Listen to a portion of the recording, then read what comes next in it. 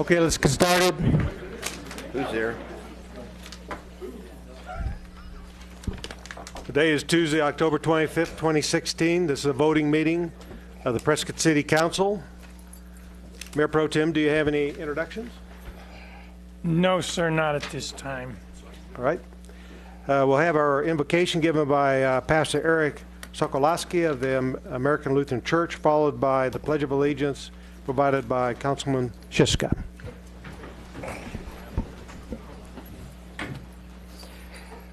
The passage of Scripture that I'd like to begin with before we pray is from 1 Timothy chapter 2, verses 1 through 6. First of all, then, I urge you that supplications, prayers, intercessions, and thanksgivings be made for all people, for kings and all who are in high positions, that we may lead a peaceful and quiet life, godly and dignified in every way.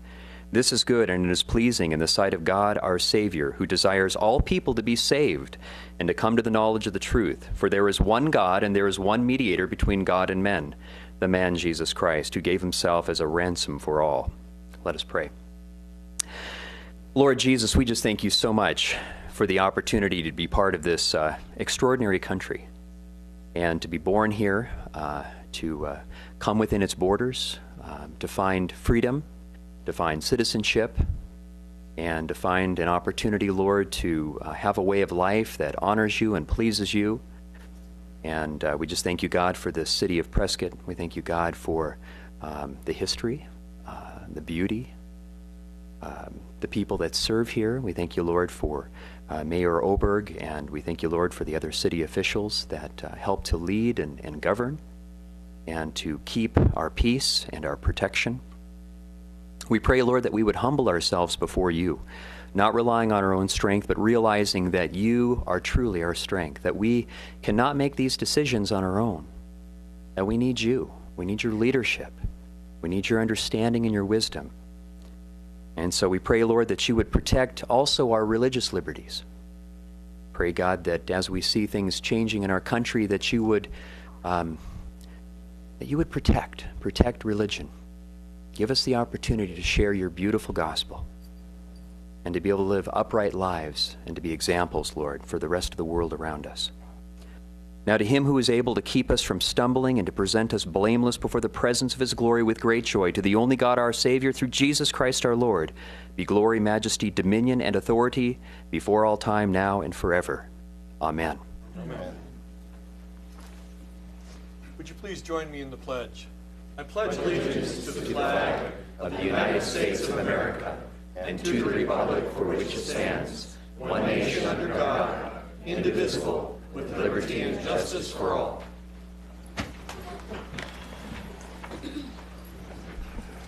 Roll call, please. Mayor Oberg. Here. Mayor Pro Tem Lamerson. Here. Councilman Blair. Yes. Councilman Lozelle. Here.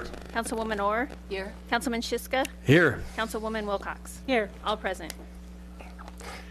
City Manager, do you have any announcements?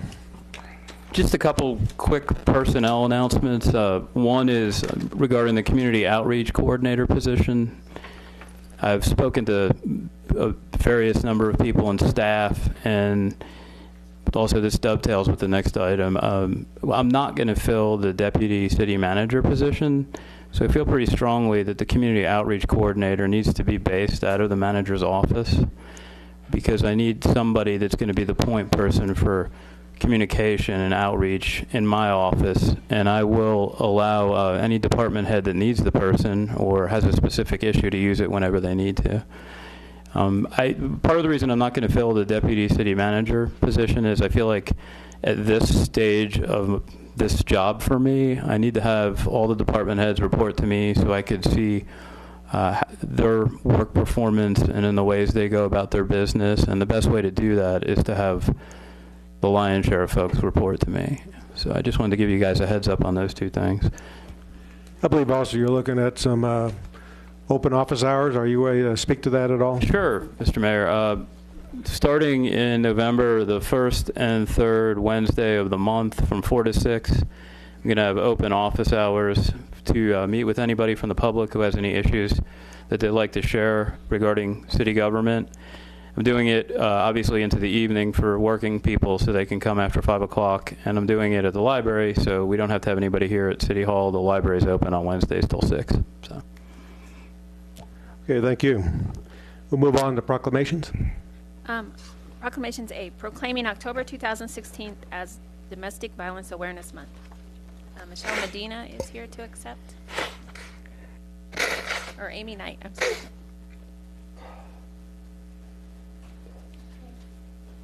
Hello, Amy. Amy is our victim advocate in the police department. Domestic Violence Awareness Month, October 2016. Whereas domestic violence is a serious crime that affects people of all races, ages, gender, and income levels. And whereas domestic violence is widespread and affects over 4 million Americans each year. And whereas 1 in 3 Americans have witnessed an incident of domestic violence. Whereas children that grow up in violent homes are believed to be abused and neglected at a rate higher than the national average. And whereas domestic violence costs the nation billions of dollars annually in medical expenses, police and court costs, shelters, foster care, sick leave, absenteeism, and non-productivity. And whereas only a coordinated community effort will put a stop to this heinous crime. Whereas Domestic Violence Awareness Month provides an excellent opportunity for citizens to learn more about preventing domestic violence and to show support for the numerous organizations and individuals who provide critical advocacy services and assistance to victims. Now therefore I, Harry B. Orberg, Mayor of the City of Prescott, Arizona, do hereby proclaim the month of October 2016 as Domestic Violence Awareness Month and urge the citizens of Prescott to work together to eliminate domestic violence from our community. And Amy, would you like to say a few words about your program? I'd like to start off by saying thank you to Mayor and Council so much for recognizing and approving this proclamation. As stated in the proclamation, domestic violence is a serious crime.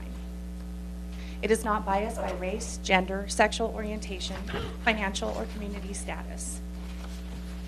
By bringing forward this proclamation, you bring forward this community education and awareness, which is so desperately needed. This has a direct effect on survivors and in turn improves the response of family, friends, and community professionals, thus providing a more compassionate and supportive environment, allowing survivors to effectively navigate and engage the criminal justice system. Public awareness, education, and community involvement are essential. Supporting victims of domestic violence is where we truly can speak volumes to our community when the city leadership recognizes and supports this. With your acceptance of this proclamation today and by continuing this conversation, you're taking action to support our citizens, and we are creating a coordinated community effort as outlined in the proclamation, which will in turn create a safer, healthier environment for all of us. And that is to be commended. Thank you again for your support.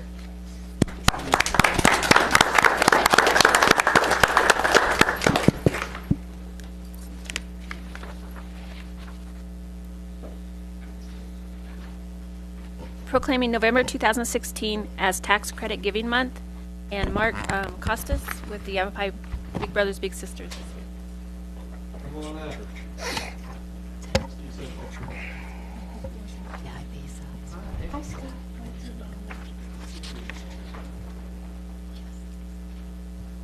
Tax Credit Giving Month, November 2016. Whereas the State of Arizona Tax Credit Program enables taxpayers to contribute $400 for a single taxpayer and $800 for taxpayers filing a joint tax return and receive a dollar-for-dollar tax credit on their Arizona tax bill. And whereas the full amount can be given to a qualified charitable organization of their choice and a school of their choice. The taxpayers can use their tax dollars to express their beliefs and values by supporting a charity that does the work they hold dear. And whereas taxpayers are urged to adopt the option to allow employees to contribute to a qualifying charitable organization from state withholding. therefore not reducing take-home pay. And whereas, by donating to a qualified charitable organization and a school, taxpayers are in effect given the opportunity to choose how to use a portion of their tax dollars. And whereas, taxpayers no longer need to itemize in order to participate in the Arizona Tax Credit Program. A donation that qualifies for a state tax credit is also fully deductible on a federal tax return, reducing the federal tax liability. And whereas, the Arizona Tax Credit Program is a way of keeping our tax money in the community. Keeping tax dollars local through the charitable giving tax credit builds a stronger and better community at no cost to the donors.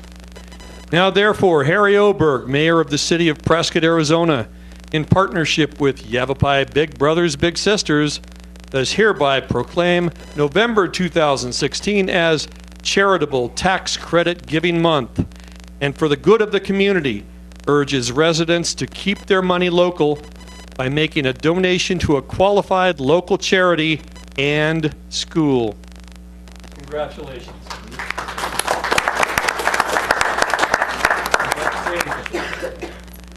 Hello, thank you to the mayor and council. Appreciate your time today. I've been in the Quad Cities here since 2003 as a healthcare provider, and I've seen firsthand the desperate need that we have for mentorships for the young people of this community. For that reason, I got involved with Big Brothers and Big Sisters of Yavapai County. I serve as the chairman-elect of the organization, and I fully believe that is one of the best charities out there in our local community. There are 35 other great charities that can take advantage of this tax credit, and I think that it is a great way for us to be able to give back and to make sure that the money stays within our community and it really is free to all to participate. So I really appreciate everybody's support with this. Thank you very much.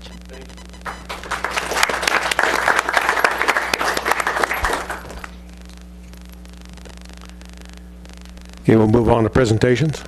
Update on Yavapai College presented by Steve Walker and Dr. Ron Liss.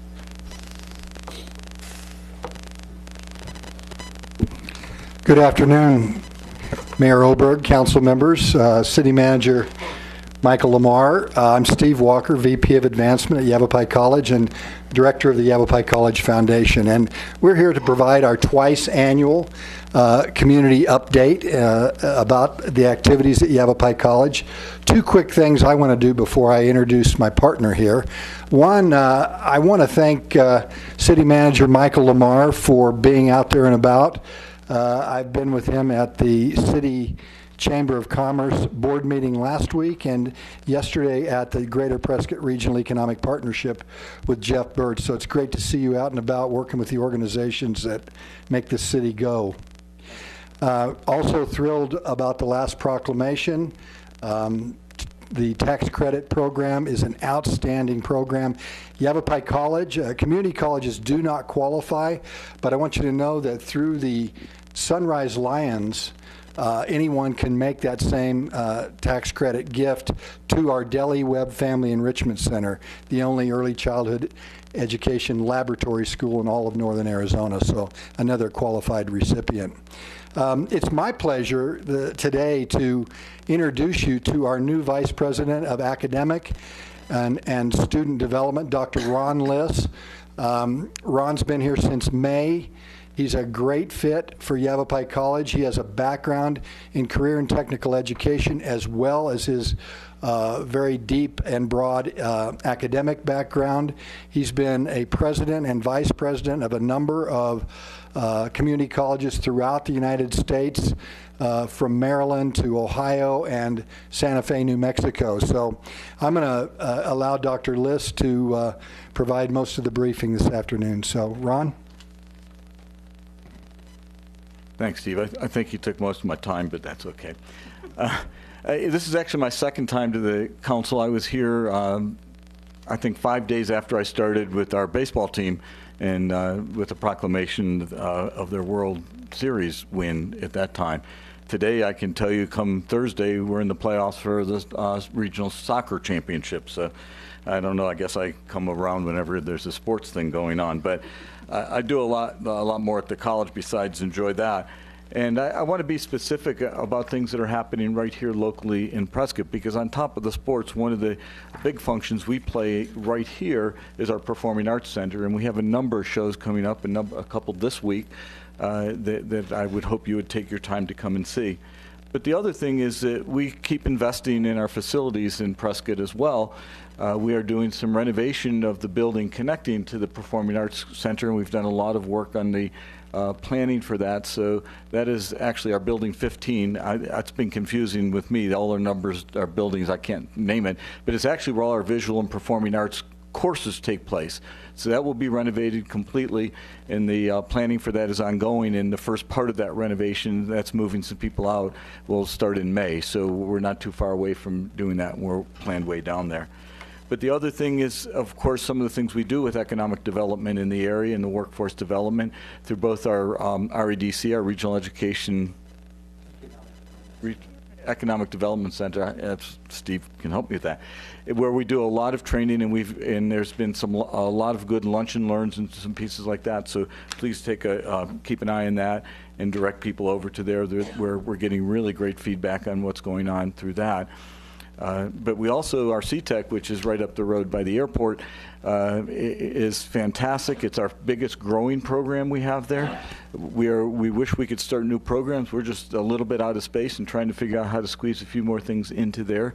But again, we do a lot, not only working with going into the workforce directly with our college-age students, but with the Mountain Institute JTED, that we spend a lot of time working with the high schools and bringing students in there so that they're beginning that journey into the workforce in high school. So that's been a very positive piece.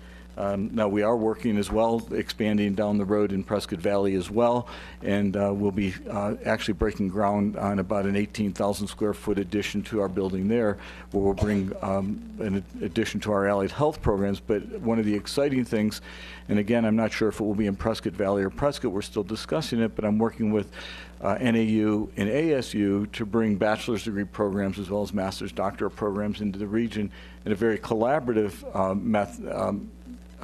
mode, and that would be in order to make sure that we align programs from the high school to the community colleges to NAU and ASU, so it would be a seamless transition for students going all the way through, and we'd have that right here in this region. So we already do some of that on the Prescott campus. We do some of that in Prescott Valley, and we're looking to expand that, and it's been a joint adventure between both our president and the NAU president in particular, and I've been working with others with ASU, so been hitting all of those. So anyway, those are kind of the exciting things coming up.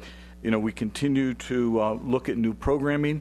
One of the other things that we're doing quite well, a lot of is taking a look at our programs right now. And one of the things that we find is our students spend a lot of extra time going through programs that they don't need to. So we're spending a lot of time to streamline our program, to direct students, to help them find a pathway to a completion in a quicker manner, because it's one of our commitments to make education not only available to students, but financially sound for them and for the region, and to avoid some of the situations we hear about so much in the press, which is the tremendous student loans and debt that people take on. So we're trying to see what we can do to offset some of that by streamlining our programs and providing better directions for our students. So those are some exciting things that we're doing at the college right now. And I guess one of the things is I never know what's out in the community and what you're hearing about the college, or things that you have questions about that we could answer here as well. Any questions, comments from the council? Yeah. Apparently not. Yeah. Okay. Okay. Thank you very much. Thank you very much for coming in and keeping us informed.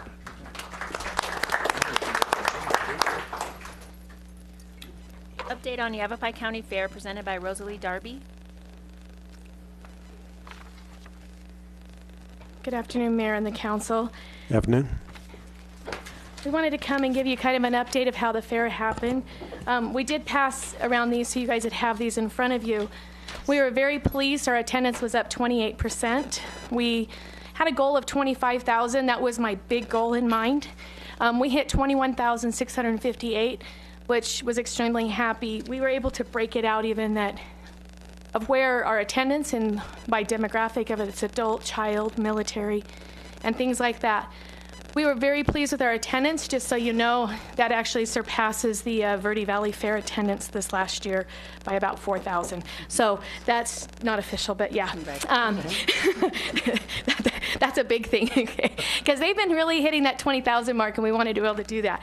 Some of the things, and while I talk, I wanted to show you some of the things that happened at the fair.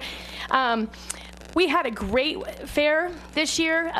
The weather was tremendous.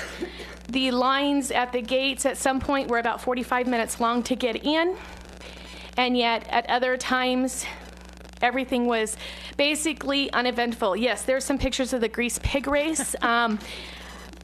Ironically, this year we had some adults. It says, "Where's the adult grease pig race?" And we kind of went, huh? And so we had one. They really loved the grease pig race. We added several events. I will share with you on Thursday night, actually not Thursday night, Wednesday night, right before it was all set up, we had all the lights on, and I took a time to stand up in the very top of the bleachers out there, right actually about where the Republican women's booth was. And for a minute there, it took your breath away, because you could stand right there, you could see the carnival, you could see the arena, and for that brief moment, you could feel that we had achieved a county fair feeling. As you came in the gate, you were greeted by animals, 4-H kids, tractors, which is what speaks and grabs everybody's attention as a fair. Then you could travel through the arena. There are several fun events that were going on. We are proud to say our arena stayed busy a majority of the time. And this might look traumatic, but that's the fun of this event. So everything was great. We added a working ranch horse competition this year, which was tremendous. Our stage was full of entertainment the entire time. We have a lot of new things that are in the works. Yeah, it's like barely a month after the fair, and yes, I'm already planning the fair for next year. We are pleased to announce that the Prescott Frontier Rodeo has given us tentative dates for the next 5 years, and it is for you, Mayor, that we've achieved that furthest ground there to get that. So we're really happy, and the relationship there is tremendous. Most of all, I wanted to come and thank you as a city for everything that you did to help put on this fair. Your staff, probably some of them that you didn't realize it, but they went over and beyond what would be ever asked for them. When they delivered things beyond the in-kind things that were donated, they went completely out of their loop to make sure that everything was handled. They checked up on us throughout the fair as well. And it was greatly appreciated, and to be able to have that partnership, and we thank you very much for that, along with the in-kind donations that was given. And we look forward to continuing our relationship. We did bring for you a plaque today to tell you thank you for your support, and so that you can hang that there. And our fair for next year will be September 7th through the 10th. It will always remain the weekend after Labor Day. Awesome. Okay? Any questions? Go ahead. I was wondering, thank you, by the way, for coming home. Are we near or surpassing the numbers pre the move before the prequel of this, or? You know what? I can find that out. I don't know. I was just curious. I But only had obviously the numbers You're going up in numbers. We are going up, yes. Okay. But I'm not sure of that, but I can research that. I think we're really getting close, and if not, I do know in a conversation with Mary Johnson, who has been a part of the fair for, like, I'm not sure, maybe 30 years, and she retired. She made the comment to me during the fair is that's why she had to give it up, because she wasn't old. She was too old to handle this many people, and she couldn't have done it. So. Well, thank you. So, thank you. Thank you. We'll find a prominent place for this. Thank you. Rosalie, I just wanted to thank you for focusing on children. You really felt that at the fair, that there was a big focus on family and kids. Lots of young people turned out, so thank you for that. Yeah. Our school tours were a big success. We're looking forward to expanding that a little more as well, because we offered that. I will tell you, the City of Prescott schools did do a lot of those tours, and that was nice because they were greeted and it was an educational experience. So we're looking forward to having more schools. So Rosie, did you have the 4-H fair in conjunction with the county fair? Oh, yes, that's where your animals were at, yes. Okay. And I think, personally, I can talk as a mom here, the pricing is increased for those kids. It's not astronomical pricing. Of course, there's always a few of those, like, what? But it has grown to a level where those kids can make a good profit. But also the public response and what they see. I know myself, I have people calling all the time wanting to know, I saw that 4-H finally came back to the county, can I sign my kids up?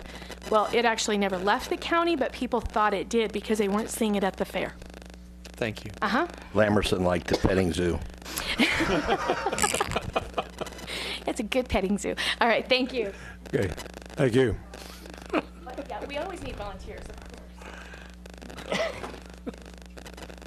Okay, we'll move on to the consent agenda, and I've been asked to pull items G and I for further comment. Okay. Consent agenda, item A, approval of minutes for the October 11th council meetings. Item B, approval to accept a renewal of grant award for the victim advocate position. Item C, approval of payment to ADSI for the Police Department Public Safety Software Annual Support and Maintenance Services. Item D, acceptance of an Arizona Department of Homeland Security grant award in the amount of $39,500. Item E, approval of preliminary plat number PP 16-003 for Quantum Condominiums, a 7-unit multifamily condominium subdivision, and water service agreement number WSA 16-014. Item F, approval of contract with Mardez Electrical Incorporated for material and installation of LED technology lighting conversion for the Prescott Public Library. Item G is the approval of purchase of payment de-icing agent from Desert Mountain Corporation. Item H is award of contract for generator preventive maintenance and repair services to Empire Cat. Item I, approval to purchase all steel office furniture from Business Interiors by Staples. Item J, approval of contract for airport well number 4, monitoring well project with Southwest Groundwater Consultants. And item K, approval of payment to Acidity Incorporated for the asset management software system annual technical support and maintenance. Do I have a motion? Mayor, I move to approve consent agenda items 9A through K, less items G and I. Second. Have a motion, second vote, please. Passes unanimously. Okay, we'll go to G first. Mayor, I had a couple of questions about item G, which is the purchase of a pavement de-icing agent. Stephanie, could you tell us what this de-icing agent is? Is it environmentally safe? Will it kill our trees? And will it further the pollution of our lakes? Mayor and Council, Councilwoman Wilcox, I'll be glad to. At the risk of sounding like a de-icing agent salesman, I'm going to cite some statistics for you. The product that we use is called Ice Slicer. And the crews, when they're out fighting the snowstorms, they'll use a 3-to-1 mixture of cinders to the ice slicer. So it's not like we're putting down a pure 100% ice slicer product on the streets. It is mostly cinders with some ice slicer mixed into it. It does provide for safer roads. And then also, if we have one snowstorm and then it's followed by another, the residue that's left on those streets helps to keep that roads from accumulating ice and snow. The product that we get comes out of a halite mine in southern Utah. And halite is basically a mineral form of sodium chloride. The product is 92 to 98% complex chlorides, and it does include anti-caking agents and also anti-freezing agents. It is an all-natural product. And it is safe for vegetation. I Googled the safety data sheet on it, and there is no hazard for people, equipment, or the environment, according to the safety data sheet. One thing that I found interesting also is that it is OMRI Organic Certified, and OMRI stands for Organic Material Review Institute, and it is a 5013C institute that actually goes out and works with companies to certify their products as organic, fertilizers, and also ice slicer, and some other things I'm forgetting off of the top of my head. So does that help answer your question? Without the ice slicer, the roads are not as safe as they are with it. streets crews had tried using other things in the past. They either failed miserably or else they were a real mess to clean up after the storms. So Thank you, this seems Stephanie. to be That the really- best thing. Really was helpful. Sure. Thanks. Any other further questions on G? Do I have a motion? Mayor, I move to approve consent item G. Second. You have a motion, second vote, please. Passes unanimously. We'll move on to I. Mayor, I asked that this item be pulled from the agenda. When I was studying the packet, I was concerned, Stephanie, about spending $40,000 on furniture. I've seen some of the Ergo furniture. It's excellent. I'd love to see every employee have a new Ergo, whatever it is regarding the desk. But my concern is more that we really make sure that next year we're going to be able to fund our market compensation plan that we did this year. And until we have a plan to fix this $72 million PSPRS debt, or whatever it ends up being, I would rather see us pull off from doing something of which there's not really a return on investment, although I certainly believe in investing in employees, and that's one of the reasons I'm so concerned about the market compensation plan and taking care of the PSPRS debt. So my concern is spending this $40,000 on furniture, and I know it comes from a variety of different places, but it all comes from our budget. And so I just don't understand quite why we would do this right now. Mayor, Council, Councilwoman Orr, we selectively replace furniture on an as-needed basis. It's not as if we're going out and doing mass reconfigurations in offices, et cetera. A lot of times if we go in to help to renovate an area, we'll move the furniture and it essentially falls apart. So rather than run down to Staples and pay $800 for something cheap, we standardized on modular furniture so that if we do have to reconfigure in the future, we'll have furniture that matches. We won't be left with a smattering of different styles based on whoever was buying the furniture, what their taste was. So in this case, this item is not only to purchase a few items that are needed for employees, but it also covers the expenditures that have happened to date so that we're in compliance with the procurement code. Once we go over $10,000, we have to have council approval, and the aggregate expenditures for this one company has exceeded the $10,000, and then the few purchases that we're planning on making will bring us up to about that $40,000. Should be less than that, though. We're working on getting some credits from that vendor. And is there no reason we cannot purchase this locally? I noticed Tolleson. There's no provider that provides the furniture up here. Most of it comes out of the valley, and we use a state.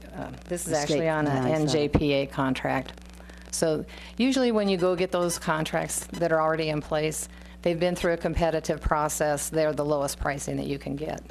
And when you speak to various funds, this is going to be the solid waste fund, streets fund, and maybe a little bit out of the general fund.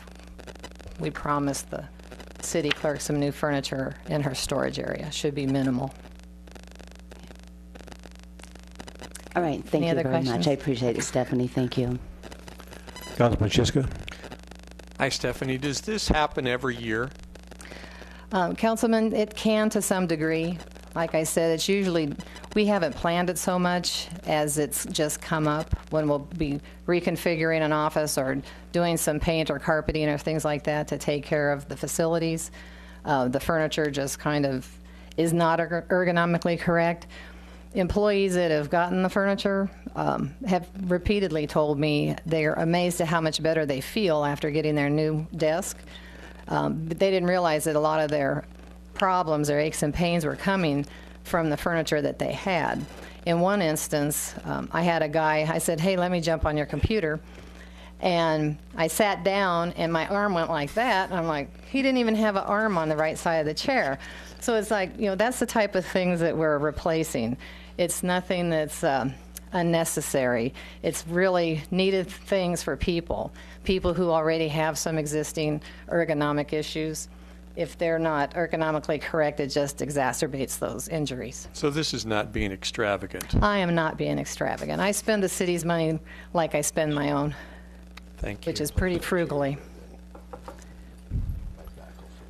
Okay, I don't have the numbers available, but I think over the last few years, I think we've had about a 70, 80 person reduction in the city staffing. And I know many of those people probably weren't working in offices and had office furniture, but I assume that we do have some excess furniture from those reductions, number one. So I guess my question is, do we still have that furniture around? Is it serviceable? Is it being maintained in a place where it preserves the item and could be used in the future, or have we pretty much used all that up? Excuse me, Mayor. It's pretty well all been used up. Like I said, a lot of it went straight to the dumpster. Anything that we have, we do repurpose. If people come up with items, we put them out on the intranet so that other people can ask for those items if they have a need in their area. That includes not just desks and chairs, but also file cabinets. And it's really got to be pretty junky for us to either put it at auction or throw it away in a dumpster. So do you have adequate preservation storage for right now for what you do have that you want to preserve, or? We really don't have anything right now. Some things are still remaining in place. It's just they don't have employees that are working at those workstations. Okay. All right, thanks. Any other questions, comments? Mr. Mayor, I do think that Councilwoman Orr's comment in terms of prioritization and budgeting makes a lot of sense. I know this is, in the greater scheme of things, a small amount in terms of a budgeted line item.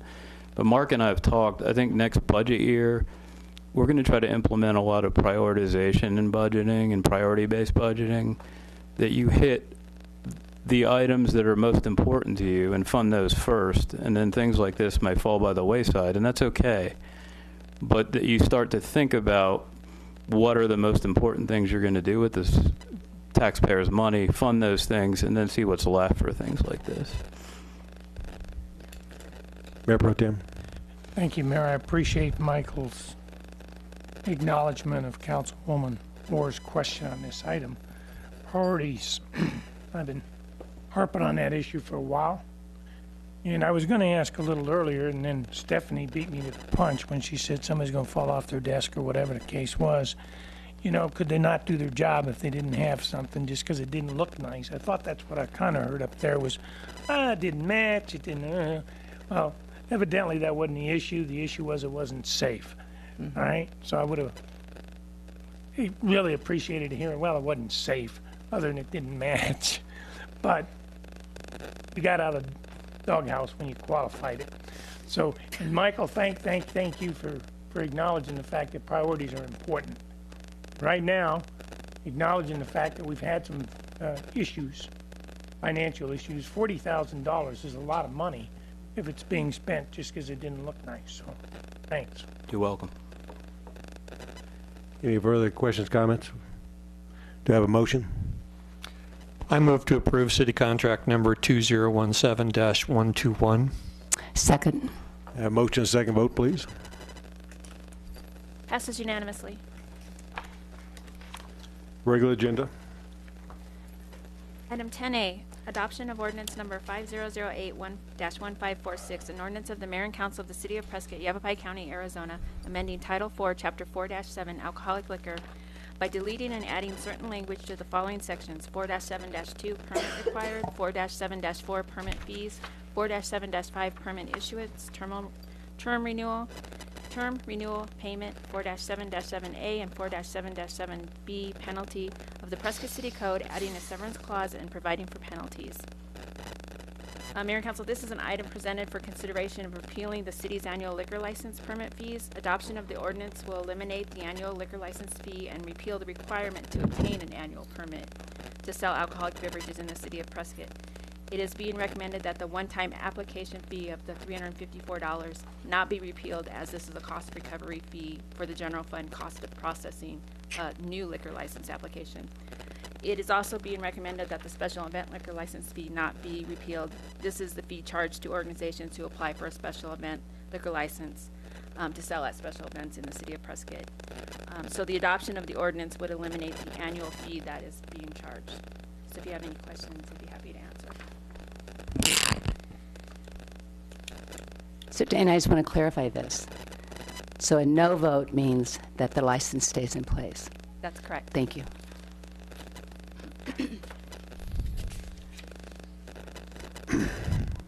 Any discussion, questions on this before I go to the public?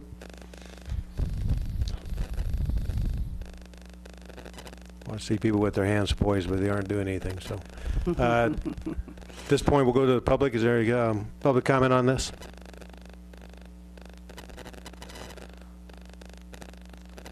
Okay, do I have a motion? Mayor, I move to approve the amended ordinance number 5081546. A motion and a second. Vote, please.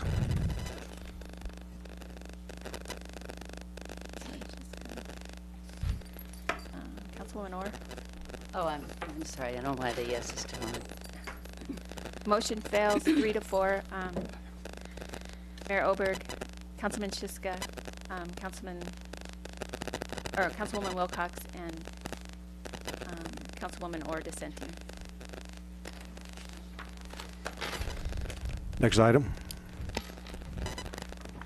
Item B, approval of city contract number 2017-096 with Brown and Caldwell for the design build pre-construction services for the SCADA installation and integration project in amount not to exceed $785,506.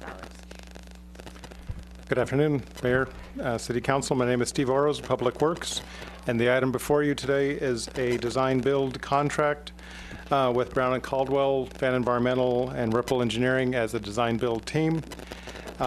This project is for our supervisory control and data acquisition, or SCADA, system upgrade and standardization across our 128 facilities in the water and wastewater systems.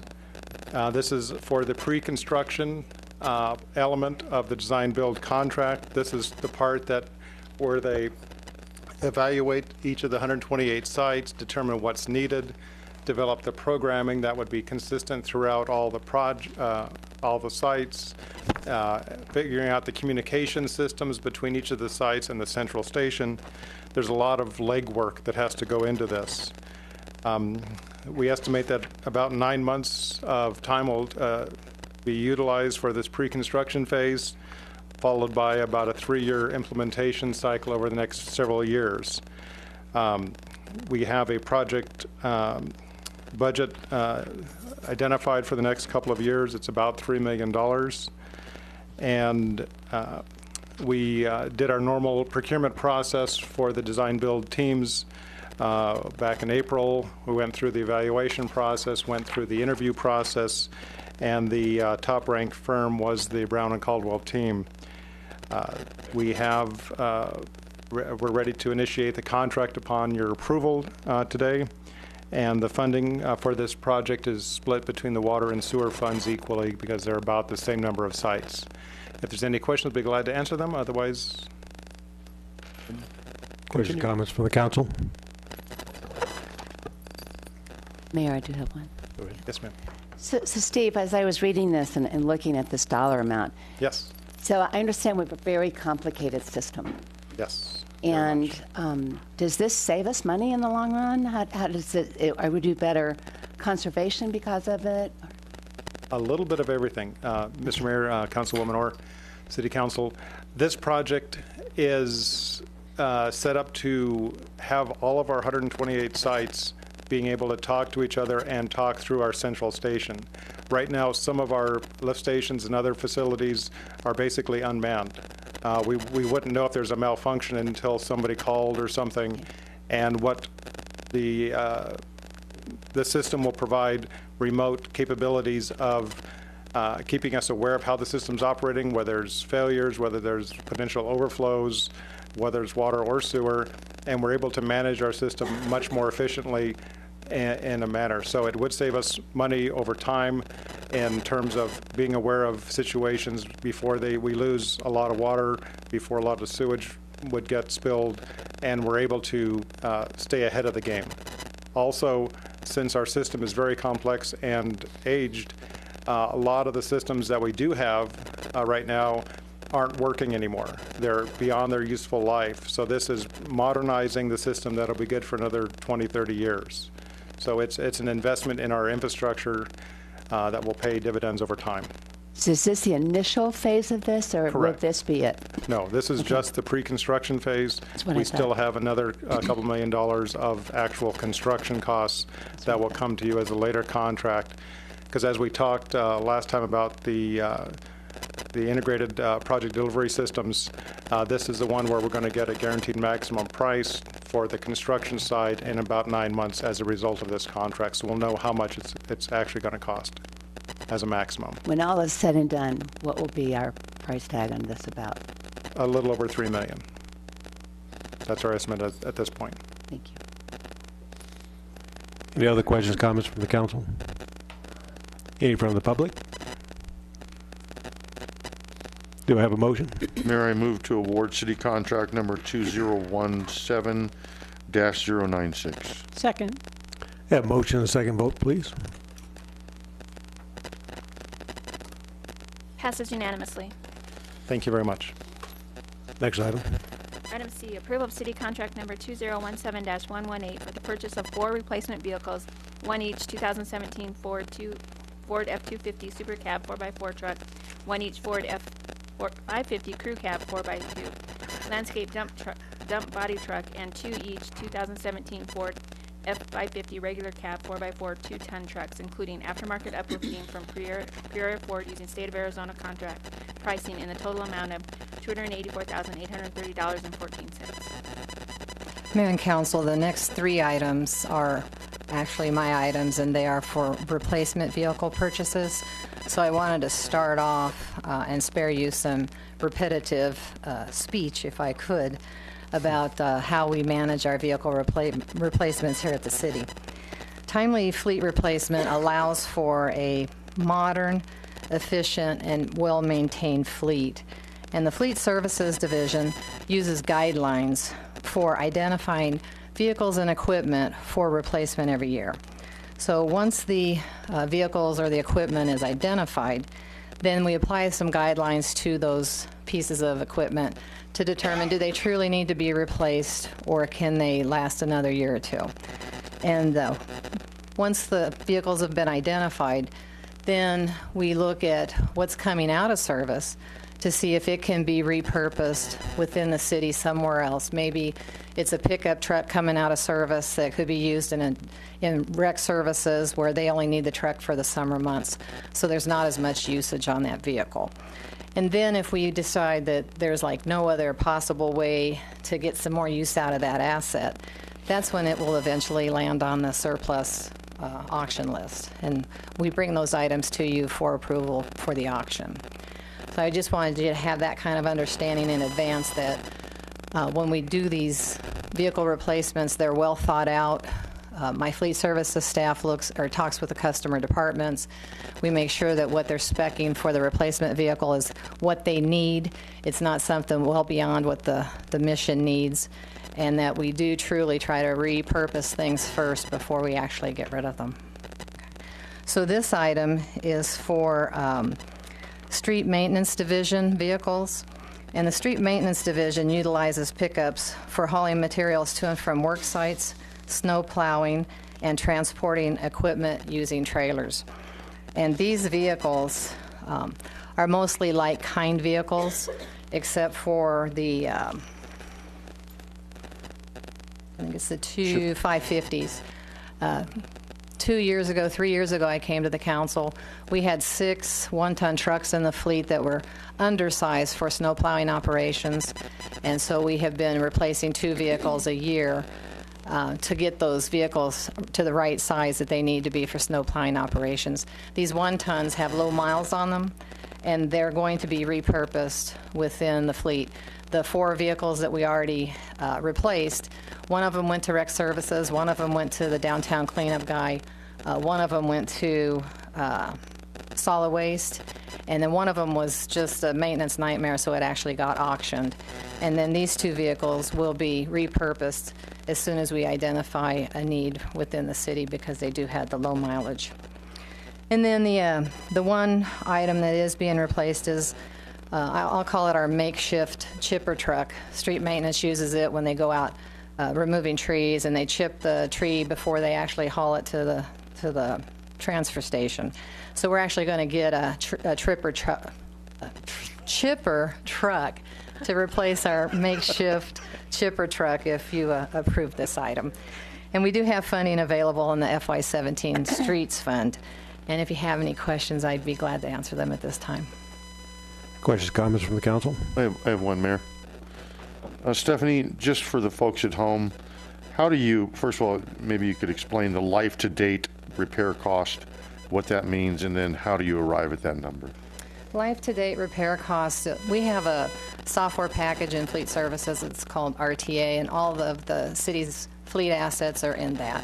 So if a vehicle comes in for a preventive maintenance check, or if it needs any other kind of maintenance work, all of that is a work order's created. The cost of the repair plus the mechanic's time goes on that work order, and so what we do is we just add that up and put it in the column. It gives you some kind of idea of what you're going to put into that truck if you were to repair it. These are historical numbers. Okay. Yeah, so it also includes tires. It's not just the maintenance and the preventive maintenance checks. Okay. Thank you. Any other comments, questions? Yeah, here again, thank you for pointing out the various different things, whether it's a vehicle or whether it's a desk. I'm most interested, number one, in my employees' safety, and number two, is it fiscally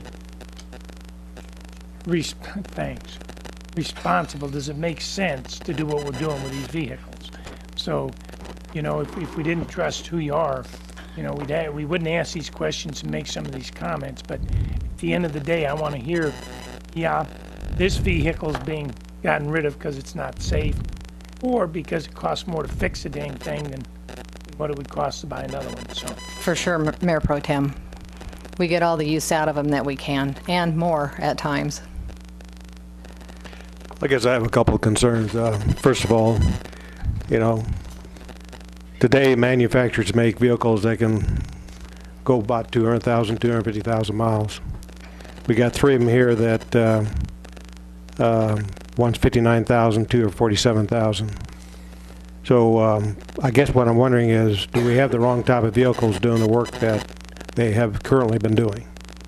Mayor, that's a good question. I think historically there has been some procurement of vehicles that were not appropriate to the job that was being done, so they were undersized. At one point we had a F-150 going around town with the front end up off the ground practically, because once the truck was purchased and all the equipment was put on it, it was too much weight for the truck. So what we're trying to do now is actually right-size our fleet and also buy and spec out the right tool for the job. So we're not undersizing the procurements. If anything, we're getting what we need or something just slightly bigger, so that if we need the extra horsepower, it's available to the employees in the field doing the work. And this is a government fleet. These vehicles are driven every day. People are in and out of them. They're on the road. They're moving around. Some of them are off four-wheeling through the trails and such. These aren't vehicles like what you and I own, and we just drive to work and then drive home, and we can selectively maintain however our budget meets our automotive needs. These are city assets, and we do maintain them. And like I said, they get used quite a bit in the course of providing city services. So I see from your pictures here, you're buying trucks that have a cab and chassis and nothing behind the cab. So apparently you're going to be applying some service dump bodies. equipment or something from these other trucks onto these trucks? The two 550s will have, I think, their dump bodies, and then they're also getting cinder boxes and plows. And then the other one is, like I said, it's the chipper truck. It actually has its own unique body that goes on the back of the truck. And the other one, I think, is pretty much a straight truck, 250, 4x4. So I guess one of the things I'm concerned about is, have we gotten to the point where we fully know what we need? Mayor, no, we are still working on right-sizing our fleet.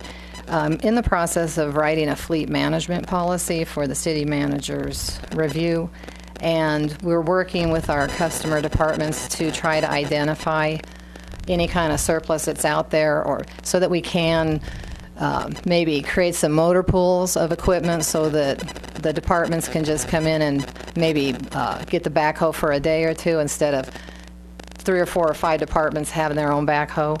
We're all still assessing that and what's out there, and it's just a time-consuming process. Some of the equipment, if they don't have GPS devices on it, so we can't track the mileage necessarily. If we don't see it in the shop, we don't know how many hours were on it, how much often it was used. So we're having those discussions as we talk to our customers about what equipment do they really need, what can they turn in, so that we can right-size and hopefully cut some of the equipment count that's in the city's fleet. And I agree with Mayor Pro Tem. I know you're trying to straighten out some situations that have been made in the past that were probably quite inappropriate.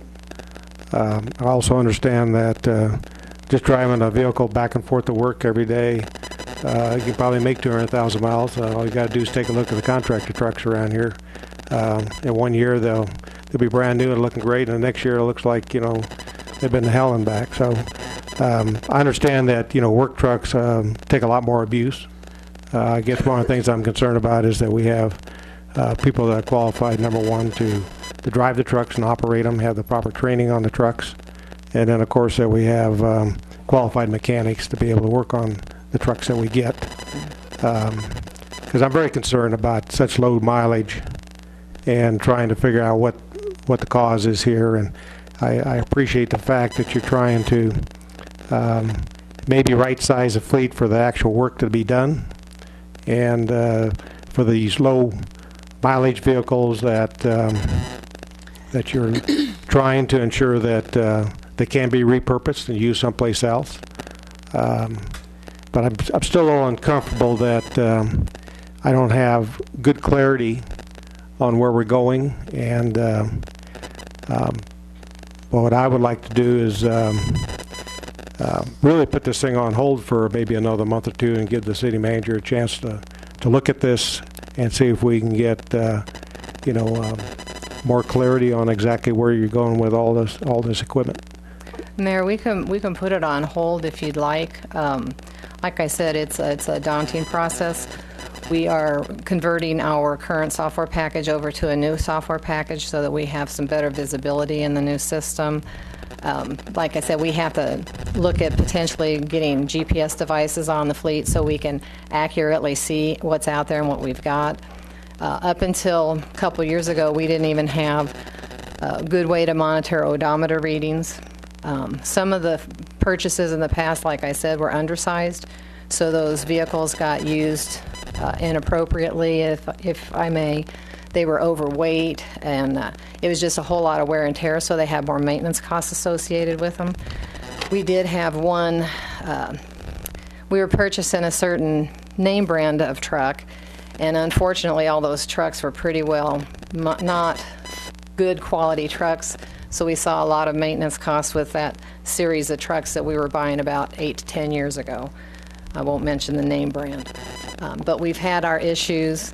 We are going down a path, like I said, we're writing the fleet management policy. In that policy, we're going to have a fleet asset review board so that the fleet asset review board can be looking at what we're purchasing, making sure that what we're speccing out is correct. Anything that we're going to be, if a department's thinks that they need something and their fleet services doesn't think so, then the review board will be able to adjudicate the matter and things like that going forward. So there is a plan in place. Right now, that's about the best way I could describe it, that we're trying to get it nailed down a little bit tighter. And it just is time consuming. We only have a small fleet services area. I've been without fleet managers probably 2 years out of the 4 I've been here, so I was having to sit in.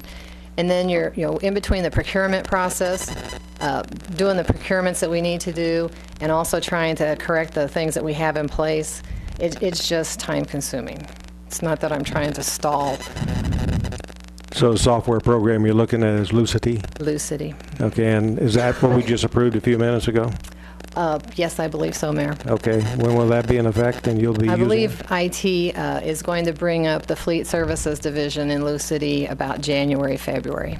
Okay, and when will you have this board constituted? As soon as I finish writing the draft policy and reviewing it with the city manager. So hopefully that'll be within, probably by the end of the year, I would think.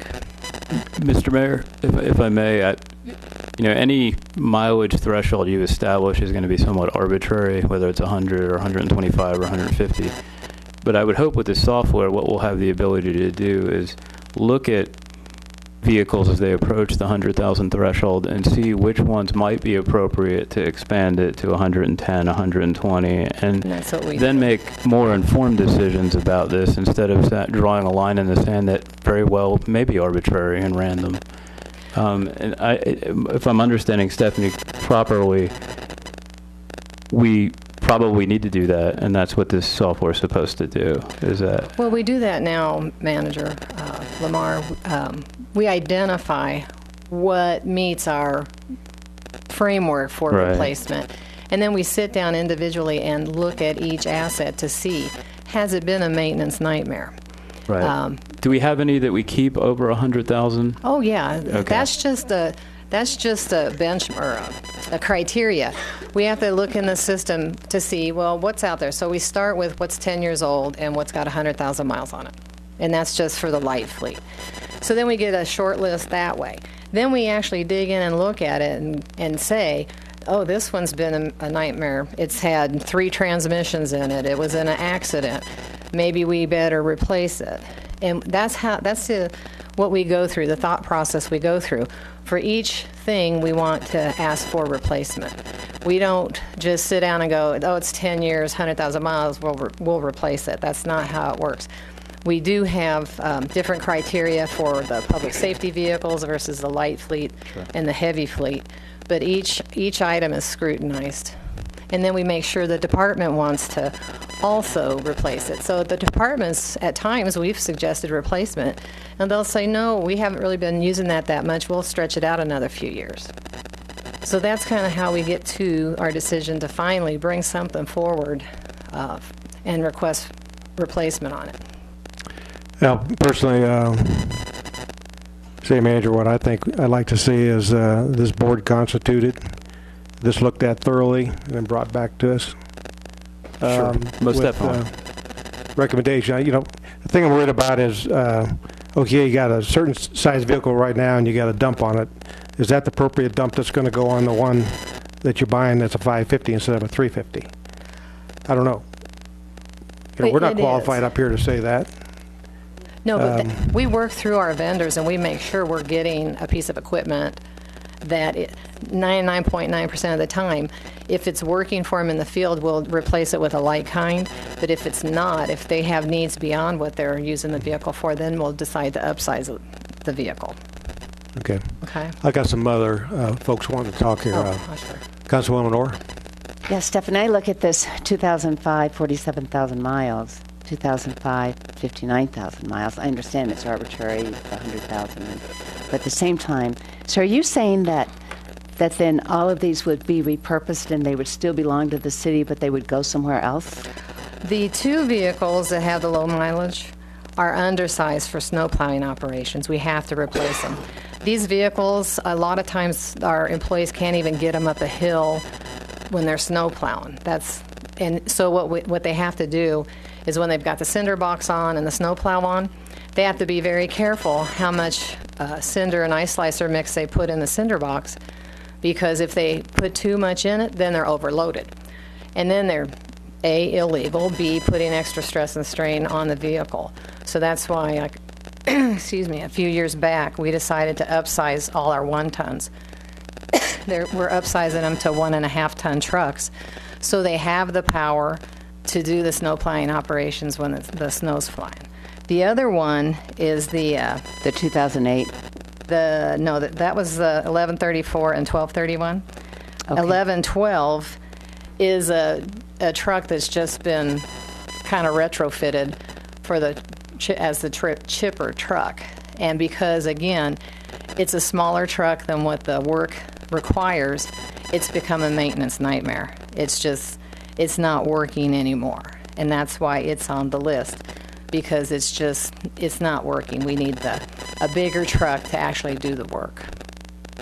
So you replace them, and what happens with these trucks again? That chipper truck is going to go to auction, and the other two we're going to remix into the fleet.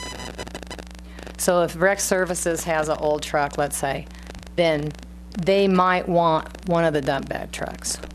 Or maybe water has a need for it, or wastewater, or somebody. We'll look around to see who has a need for a truck with a dump body. We had looked at, excuse me, we had looked at putting a different type of service body on the trucks, but it really wasn't the most cost-effective thing for us to do. So when we repurpose them, we either need to repurpose them as they are, or if we truly don't have a need for them in the city, then we can auction them off and still get a pretty good price for them. Well, I'll go back to what Councilman Lamerson was saying. I certainly trust your opinion on this. They look like vehicles to me, but you're saying they don't work because they're not the right vehicle. Should never have been bought and used for the purpose for which they're being used. Either that or their purpose has changed over the years, and they're not being utilized the way they were when they were originally purchased. The needs of the truck changed. Is it the desire of council to have a little bit more information about how these decisions are made in a general sense, and then give some 286,000 specific examples? We can do that. That's certainly not a problem. I think everybody here wants to comment, so let me just go through the list here. Well, thank you, Marion, or Harry. Sorry about that. Last week he was a girl, and this week you're Mary. I'm sorry. Anyway, thank you, Michael. That's where the M came from. Fact of the matter is, if I thought I heard straight, and Stephanie, you can correct me if I'm wrong. I'm not that macho. It's okay. But I thought I heard we weren't quite sure exactly what we needed to do the jobs that we're wanting to do yet. We haven't quite got there yet. We haven't quite figured it out yet. $750,000 thereabouts, a lot of money to go spend on 3 vehicles if we're not quite sure.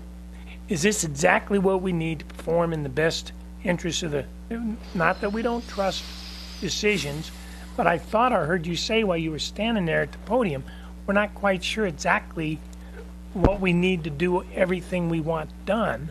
We haven't quite figured it out or spec'd it out yet when Harry asked the question.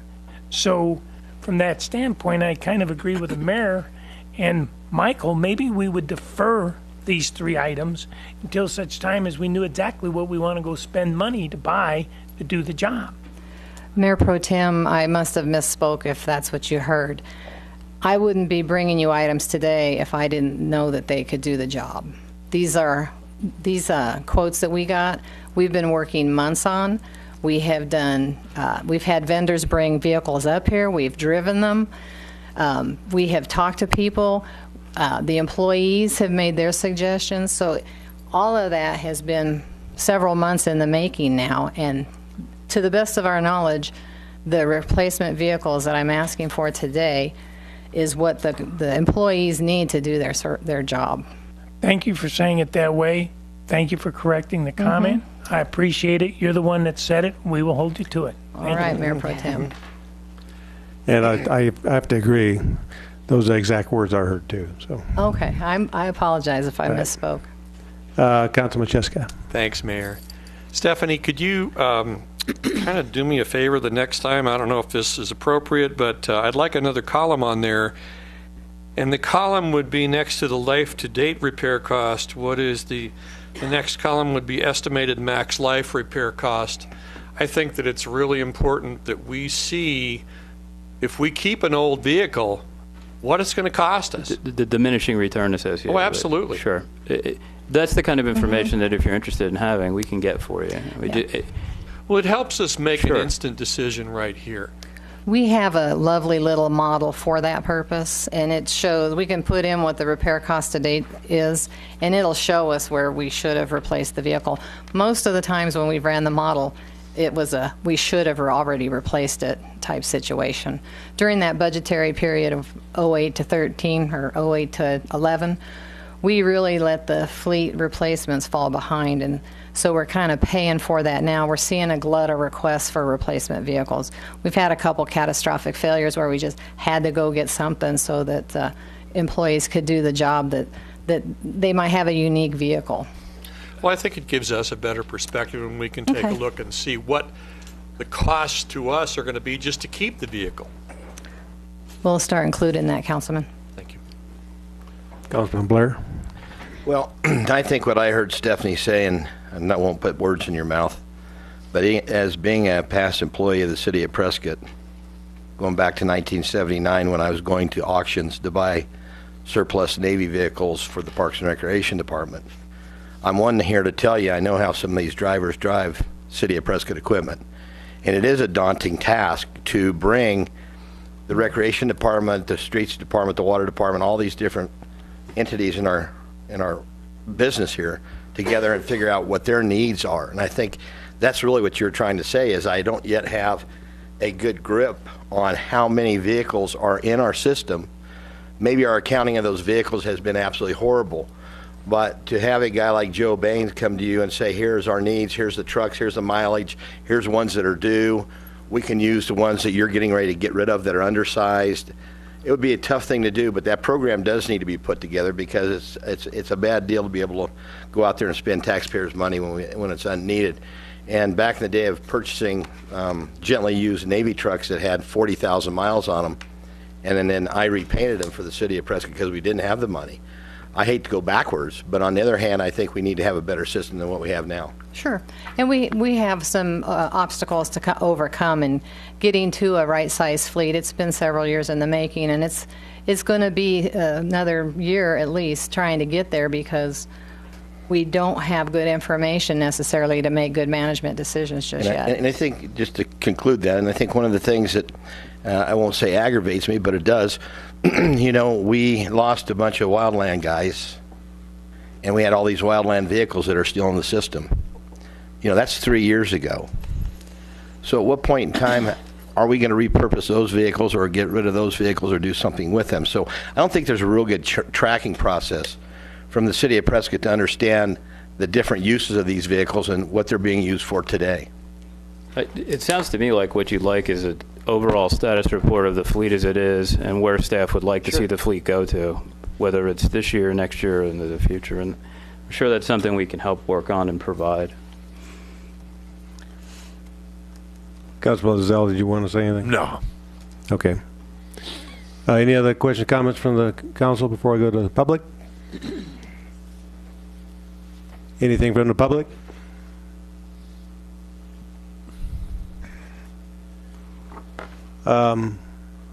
City Manager, are you comfortable going forward with this purchase?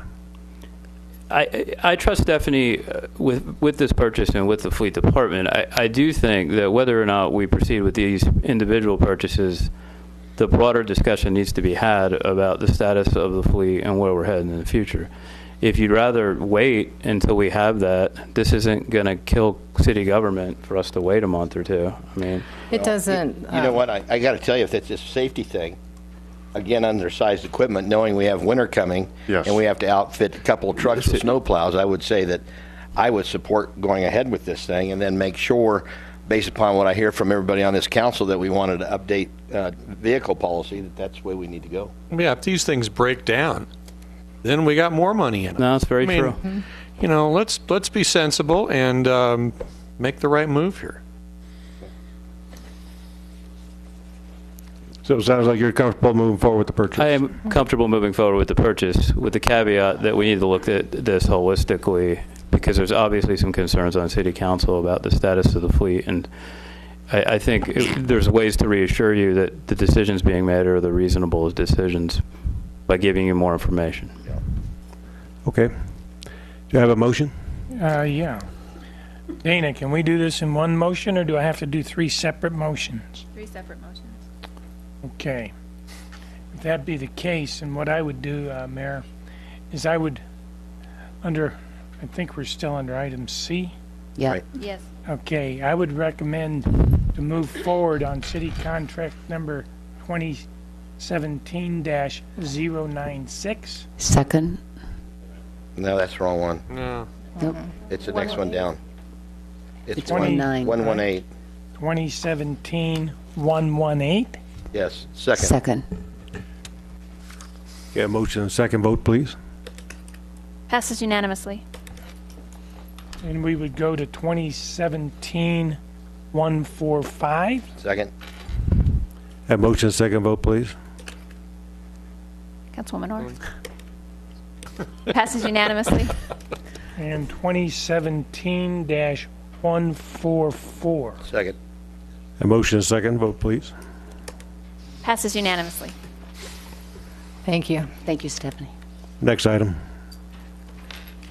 Item F, 1, acceptance of Arizona Department of Transportation grant number E7S1N in the amount of $180,000 for environmental assessment of the proposed airport terminal location at Prescott Municipal Airport. 2, approval of authorization of services number 2 for environmental services with Delta Airport Consultants, an amount not to exceed $24,000, city contract number 2017-017A2, and 3, authorize the local expenditure not to exceed $20,000 from the airport fund. Good afternoon, Mayor and honorable members of the City Council. This issue is really, it was generated last year about this time on October the 27th. The City Council adopted a resolution that accepted recommendations from an airport ad hoc committee regarding the location of a new passenger terminal. Since then, the ball started rolling in regards to the environmental phase of this project, and the map basically shows in the rectangular bluish shading there where the potential impact could be to the potential new terminal. You see another rectangular shape that's the proposed new terminal site. You can see at the bottom of this map where the existing terminal building is. And keep in mind the existing terminal was originally constructed in 1948. There was a separate phase or an extension towards the end of the 50s, and there's several modular offices that are tied into the existing facility. So really the primary, I want to say, feature inside the existing terminal is a fireplace.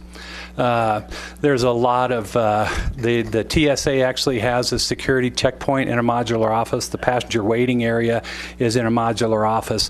And that entire terminal location is now located within what the FAA declares as a building restriction area, meaning that it's too close to runways and taxiways, and they would not allow any construction of this type inside of those areas. So the new proposed terminal location is outside of the building restriction line, and there's also some designated automobile parking areas, if you will, just directly south, if you will, of the proposed terminal location. So what you see in the dashed lines there, what was identified as an environmental impact area, meaning that there needed to be a study environmentally on anything that would impact the soils, would impact any historical or cultural significance, stormwater, drainage, noise, anything inside that area that would be impacted. And in May of this year, Mayor Oberg, with the support of the City Council, submitted a letter to the state ADOT Transportation Board requesting that an environmental impact statement be performed to the estimated total of around $200,000 for that entire area.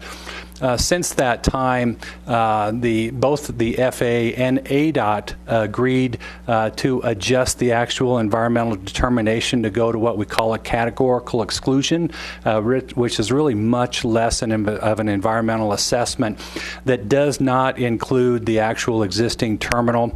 It just really includes the proposed new terminal location and the parking spot as an environmental. And the primary reason for this is that the existing terminal site would not have any impact. It would not be demolished, nor would it be removed within a 3-year period. And every environmental determination only has a shelf life of about 3 years. We got a couple questions here. Let me just. Yes, sir. Go ahead, Councilman Blair. I think you just answered that. This is a government at its best, spending $200,000 on doing an environmental assessment of existing asphalt and the existing building, which makes absolutely zero sense to me. But I know it needs to be done. So, Councilman Zell, did you? Thank you, Mayor. John, I just have 2 questions. One, the proposed terminal, and when we approved the concept of this terminal, it was going to be, you could add on to it. Where would that go from? Which direction would the add-on go for the new terminal? Mayor, Councilmember Lozelle.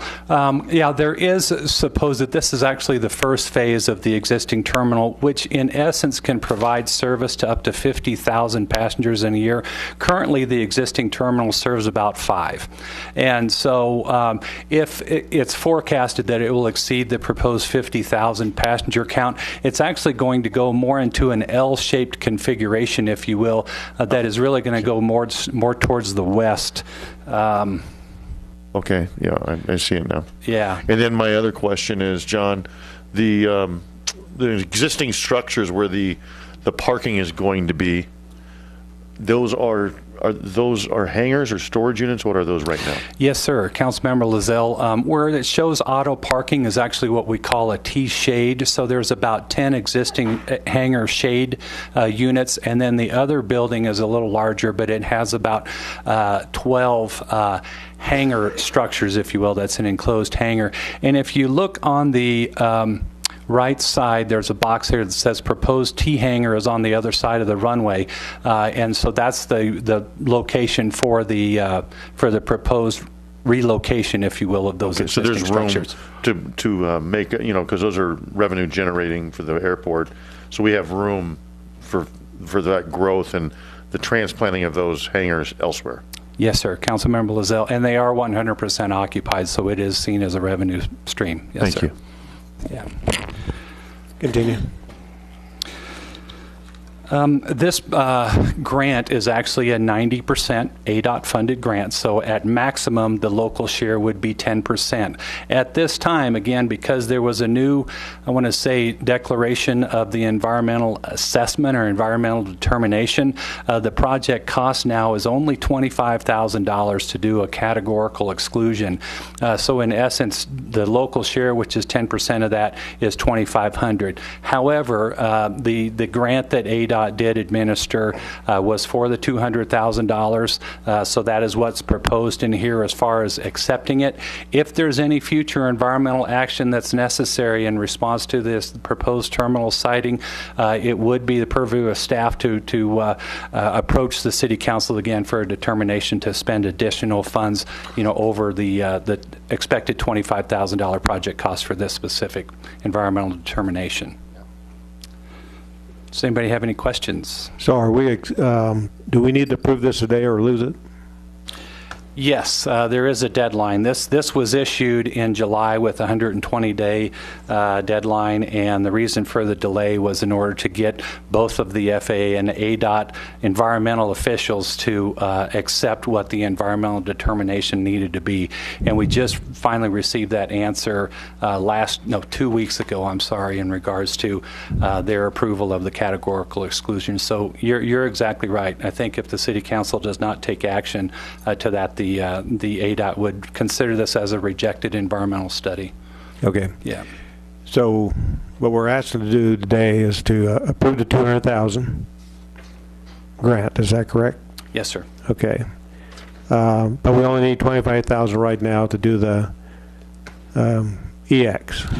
Yes, Mayor, the contract with the environmental consultants was a negotiated price of $25,000. And the three council items are exactly that. Approve a $200,000 grant award from ADOT. Out of the $200,000, only enter into a contract with our consultants for $25,000. And then item number 3 is to authorize the local expenditure of funds, which at this time is $2,500. What I did place in the actual council action item was not to exceed of $20,000, which is 10% of the total grant of $200,000. So do you see us eventually utilizing the entire $200,000?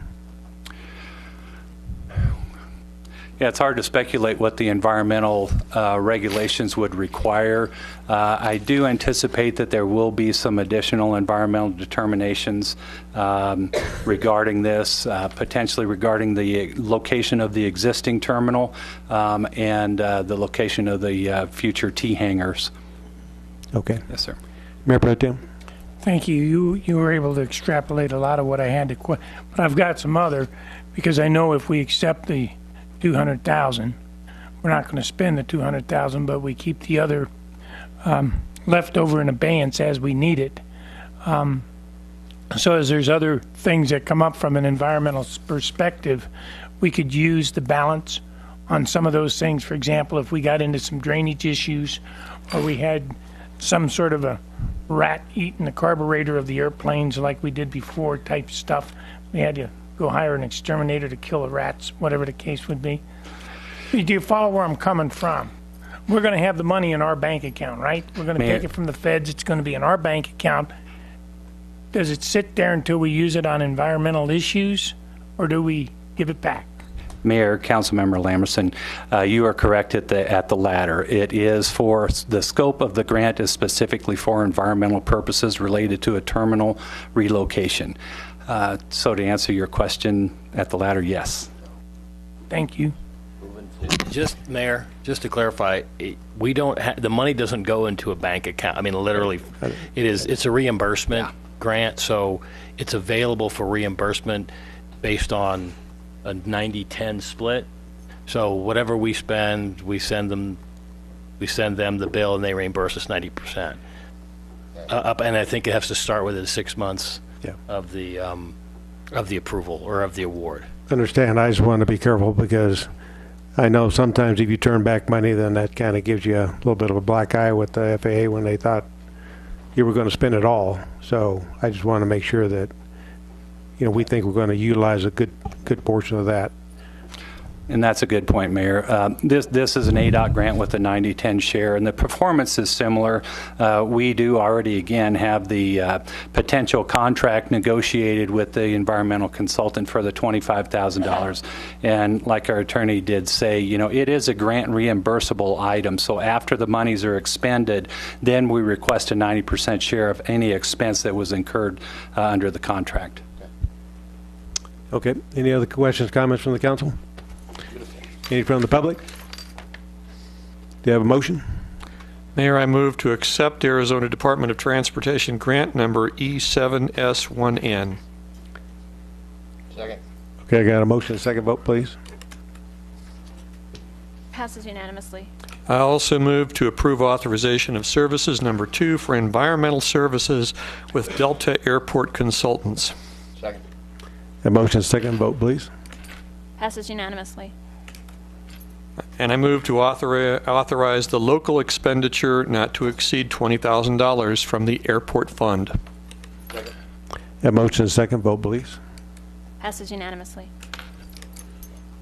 Thank you.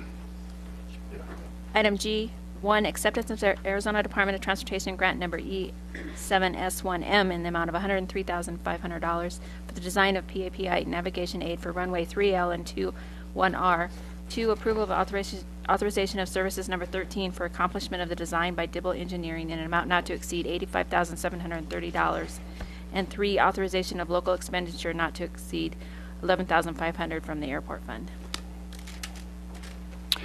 Mayor, members of City Council, good afternoon. Yeah, this item is again a 90-10 share, so 90% of this project cost is from ADOT, 10% is from local funds. This was budgeted in fiscal year 17 for an expense and is a design phase item.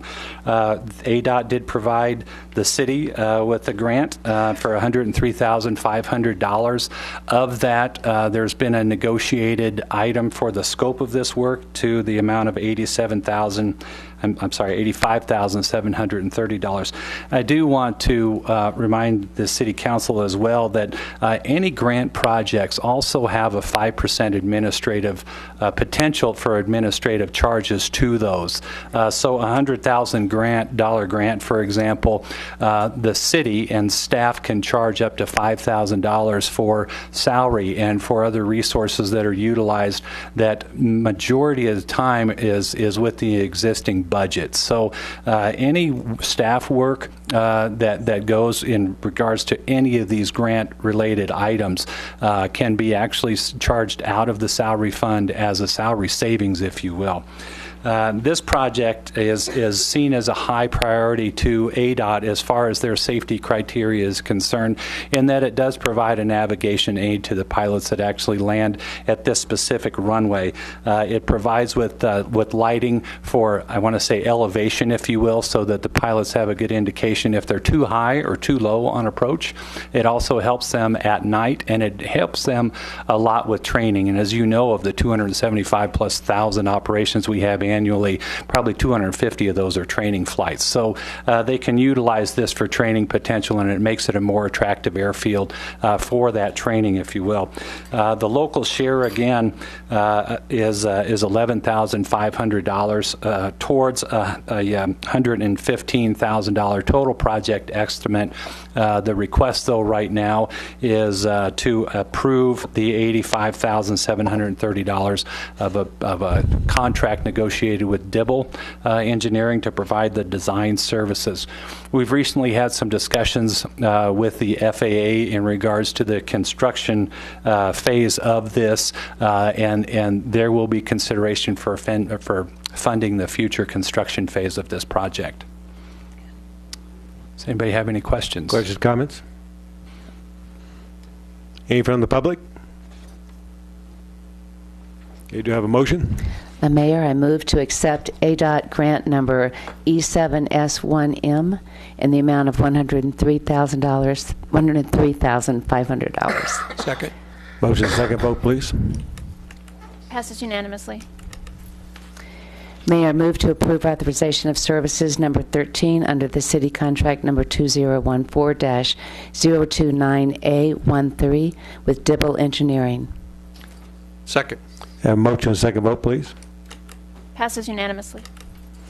And finally, Mayor, I move to approve the expenditure of the local grant match in an amount not to exceed $11,500. Second. Have a motion, second vote, please. Passes unanimously.